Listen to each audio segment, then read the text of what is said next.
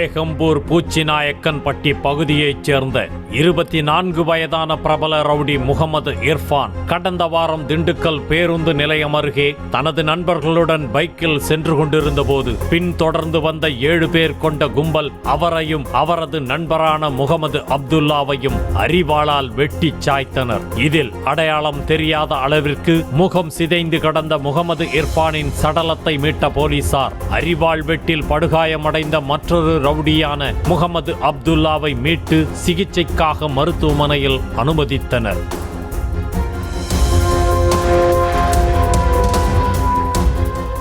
முகமது இர்ஃபானும் முகமது அப்துல்லாவும் திமுக பிரமுகர் பட்டறை சரவணன் கொலை வழக்கில் முக்கிய குற்றவாளிகள் என்பதால் பழிக்கு பழியாக இந்த கொலை நடந்திருக்கலாம் என்ற கோணத்தில் விசாரணையில் இறங்கிய போலீசார் திண்டுக்கல்லில் பதுங்கியிருந்த எடிசன் சக்கரவர்த்தி, Richard Sachin, Martin Nitish, Praveen Lawrence ஆகிய 4 பேரை கொத்தாக கைது செய்தனர். தொடர்ந்து 4 பேரையும் ரகசிய இடத்தில் வைத்து விசாரணை நடத்தப்பட்ட நிலையில் கொலையில் தொடர்புடைய சைமன் செபாஸ்டின், எடிசன் ராஜ் ஆகிய இருவரும் தாமாக முன்வந்து நீதிமன்றத்தில் சரணடைந்தனர்.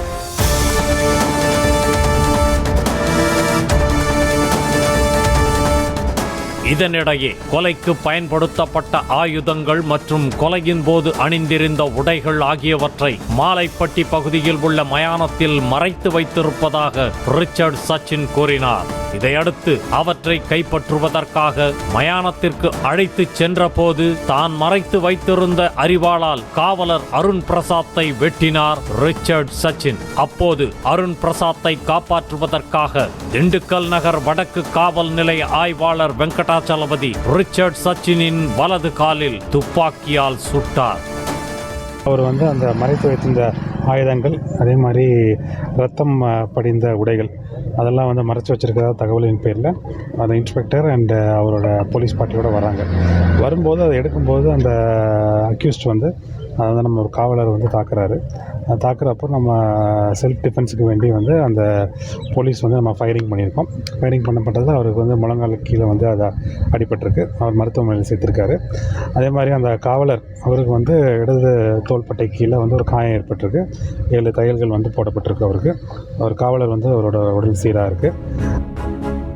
இதில் சுருண்டு விழுந்த ரிச்சர்ட் சச்சின் மற்றும் அரிவாள் வெட்டில் படுகாயமடைந்த காவலர் அருண் பிரசாத் ஆகிய இருவருக்கும் மருத்துவமனையில் சிகிச்சை அளிக்கப்பட்டு வருகிறது. இதனிடையே துப்பாக்கிச் சூடு நடந்த இடத்தில் திண்டுக்கல் மாவட்ட காவல் கண்காணிப்பாளர் பிரதீப் நேரில் சென்று ஆய்வு மேற்கொண்டார்.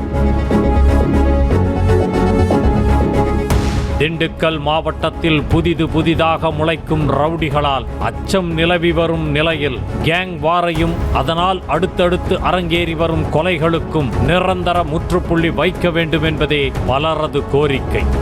நியூஸ் தமிழ் செய்திகளுக்காக திண்டுக்கல் செய்தியாளர் பிரேம்குமாருடன் மிதார்.